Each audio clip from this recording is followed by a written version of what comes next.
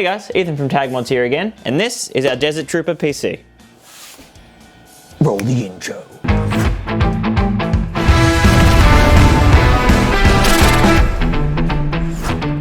For this build, we'll be using the Gigabyte Vision G Z490 motherboard paired with their 2070 Super in white.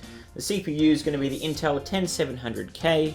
Storage-wise, we've got the Samsung 2TB 970 EVO Plus, and for our RAM, we'll be using 64GB of the Dominator Platinum in white.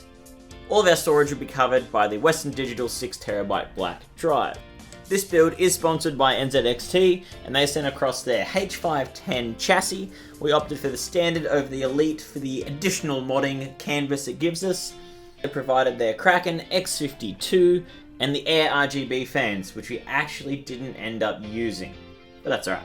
This build's a little bit different in the fact that it's for our buddy Jigsy, so this build needs to be usable every day. So it's definitely something we kept in mind when designing the build and going over all that. One of the biggest advantages of working with a friend instead of a company is that I can bounce ideas directly off Jigsy in real time to get instant feedback on the build, so we can make sure that the build perfectly suited his needs. I start by vinyl cutting some stencils and using app paper to apply them to the case. These stencils will give us the base black outline for both the Imperial logo as well as like a half silhouette of the Stormtrooper helmet that will later come back in and weather, as you'll see. I use yellow painter's tape just to mask off the rest of the area where I don't want the black paint. I then apply toothpaste within the stencil because that kind of acts as a separate masking. It's a pretty common weathering technique. So I spread the toothpaste around in the gaps, and then I'll be able to wipe out the spray paint that covers the toothpaste later on to give us breaks and bubbles in the lines to give a more organic weathered feel. With all the toothpaste applied, I take the case outside and hit it with a black acrylic spray paint. I do 3 coats of this and then take it back inside while the 3rd coat's still wet to peel it.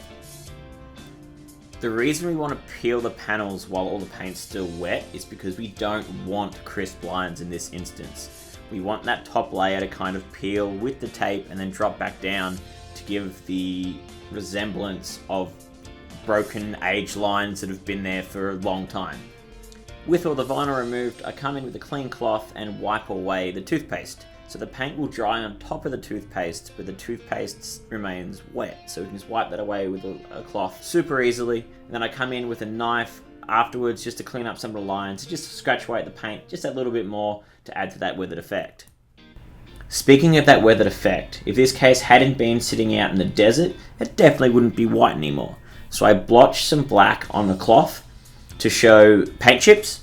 And then I use a burnt umber, which is like a really rich dark brown, in a concentrated location. And I come in with a super clean cloth and spread it around to being super thin because it makes the white metal look stained. And then it's just a matter of layering up those effects, letting each layer dry in between, and then coming back in with slightly different shades of brown. Dirt doesn't just appear in one spot and stay there. It'll pop up and disappear and pop up and disappear and be wiped and smeared, and rain will affect all of this as well. So I try to encompass as much as that detail as I could to make sure that it looked properly weathered. And the trick here really is those layers. Those layers add so much depth to a flat plane that they really make different elements of the case as well as the paint job pop. So it's really important to come in and continually adding layers and know when to stop and when to continue. And that's just kind of something you learn as you go. Weathering happens to be one of my favorite techniques, and I've done it a whole bunch over my few years of case modding. With the weathering all done, I had to clear coat the case, so I put down 2 satin clear coats and then a mist coat of matte, just to kind of add that extra layer of depth to the weathering. Then it was a matter of getting the motherboard ready, so I threw the CPU in, the RAM and the SSD on the motherboard, got it all in the case, threw in the rest of the hardware, realised that the AER fans that we did have from NZXT weren't the right sizes because I had 2 140s and 2 120s where I needed 4 120s for the case. So abandoned those fans and just used all the stock fans. So we had black fans across, but given it was a black and white theme build anyway, the fans RGB wasn't really much of a bonus.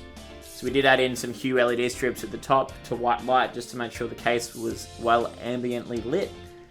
So I run all the nice B-roll so you guys can enjoy the build for yourselves. Another fairly simple-ish mod, but There's more complicated stuff coming soon, never fear. Hope you guys enjoyed this one, and I'll see you in the next one.